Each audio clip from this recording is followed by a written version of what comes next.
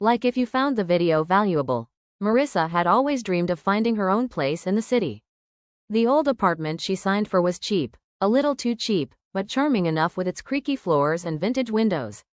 On her first night, she was unpacking boxes when she heard it, scratching. Faint, irregular, coming from the walls. She laughed it off. Rats, she thought, but by midnight, the scratching had changed.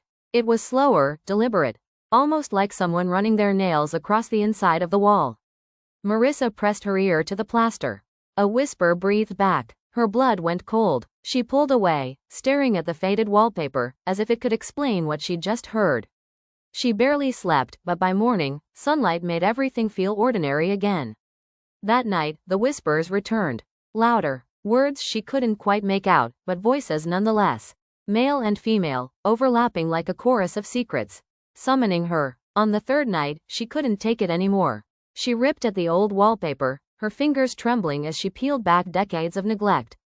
Beneath the yellowed paper was not just wall, there was an outline of a bricked-up doorway.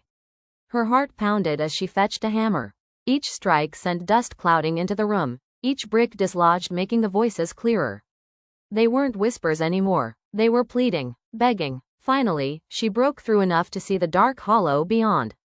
It wasn't a room. It was a narrow passageway that stretched deeper than the apartment's blueprint should allow. The air that seeped out was cold, damp, and heavy with the stench of rot. And then, hands, pale, thin hands reached out from the blackness, clutching at the edges of the broken wall. Marissa stumbled back, her scream caught in her throat. The voices all spoke at once now, deafening, as figures began to pull themselves through the gap, faces half decayed, eyes hollow, mouths opening wide as if to consume the air itself. She ran for the door, but the apartment groaned as if alive, the walls bulging, pressing closer. Behind her, the music of cracking bricks and shuffling bodies filled the room. Marissa never made it out. By the next morning, the apartment was silent again. The landlord listed it for rent the following week. The walls waited.